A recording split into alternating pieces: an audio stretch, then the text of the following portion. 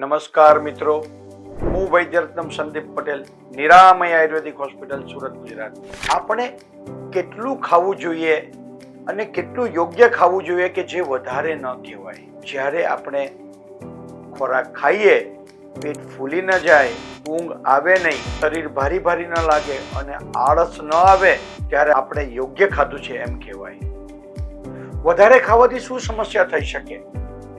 Gas, acidity, અપચન, bloating, કબજિયાત, મેદસ્વીતા, શરીર ભારે થઈ જવું અને કેટલીકો પેટની મહાભયંકર વ્યાધિઓથી આપણે ગ્રસિત થઈ શકીએ.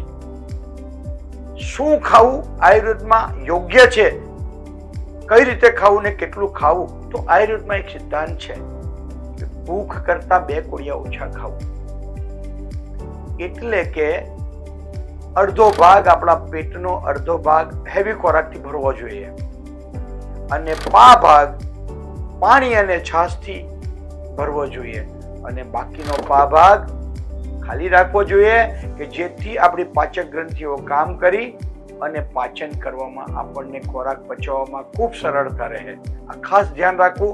ભોજન કરતા 2 કોળિયા ઓછા ખાવું એટલે કે એક માટલું સમજી લેવું આપણું શરીર. એ માટલાનો અડધો ભાગ ભારી ખોરાક, ભાગ છાશ અને પાણી અને ભાગ પાચન શક્તિ માટે. આ યોગ્ય નિયમ ધ્યાન પર રાખવો ખૂબ જરૂરી છે. હવે પ્રશ્ન એ થાય કે આપણને ખબર કેવી રીતે પડે કે આપણે ખૂબ વધારે ખાઈ રહ્યા છે, શક્તિ કરતા વધારે ખાઈ રહ્યા છે?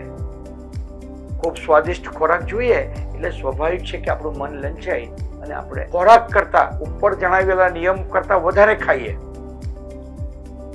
નીંદ આવે, ઊંઘ આવે, આળસ આવે, ખાધા પછી 3-4 કલાકે પણ એના ખાટા ડકાર, એ સ્વાદના, એ ખોરાકના ઉડકાર આવે અને ખૂબ શરીર તૂટે અને કામ ન કરવાની ઈચ્છા થાય એટલે સમજવાનું કે આપણે ખોરાક વધારે ખાઈ લીધો છે.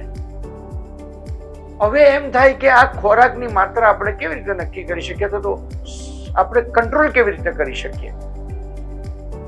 તો આયુર્વેદના સિદ્ધાંત પ્રમાણે ટુકડે ખાવું. ખાધા પહેલા થોડી સલાડ ખાઈ લેવી, સ્પ્રાઉટ ખાઈ લેવા અને ખાસ ધ્યાન રાખવું કે આપણે જે કંઈ ખોરાક ખાઈએ છીએ નાના વાસણની અંદર લઈને ખાવું જેથી આપણી માત્રા વધી ન જાય. ફરીથી કહું છું, નાના વાસણની અંદર લઈને ખાવું. ફેશનથી પર રહી ખૂબ નાના વાસણમાં ખાવાથી ખોરાકની માત્રા ઘટી જશે અને જમતા પહેલા પ્રભુનું સ્મરણ કરી, પ્રભુનું નામ લઈ, હૃદય અને મનને તૃપ્ત કરી શાંત મને શાંત ચિત્તે બેસીને ખાવું.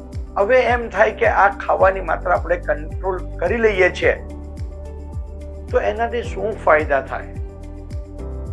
તો ફાયદા એવા છે કે ખોરાક સારી રીતે પચી જાય, મન આપણું પ્રફુલ્લિત થાય, કામ કરવામાં મન ચોંટેલું રહે, આપણે જે કંઈ કાર્ય કરીએ તે સંપૂર્ણતાથી કરી શકીએ અને દરેક પેટના સંબંધિત રોગીથી આપણે પર થઈને આનંદથી જીવી શકીએ, નિરામય જીવી શકીએ. એટલે ખાસ મારે તમને બધાને એક વાત કહેવી છે કે અતિશ્ય સર્વત્ર વર્જયેત અને ભોજન મધ્ય જલ ભોજનાંતે તક્ર.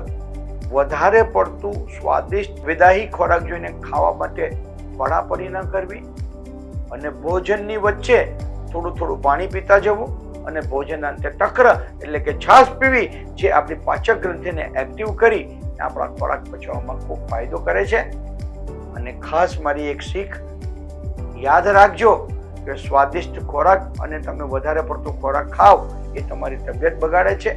મન નિયમિત પ્રફુલ્લિત રાખી યોગ્ય ખાવું અને તબિયતની કાળજી રાખવી એ જીવન મંત્ર હોય તો જ આપણે સ્વસ્થ, મસ્ત અને નિરામય રીતે આપણું જીવન જીવી શકીએ. આવી ખૂબ સરસ આયુર્વેદિક માહિતી અને જાણકારી માટે અમારી YouTube ચેનલને પસંદ કરી, ચયન કરી, લાઈક કરી, સબસ્ક્રાઇબ કરો. ધન્યવાદ.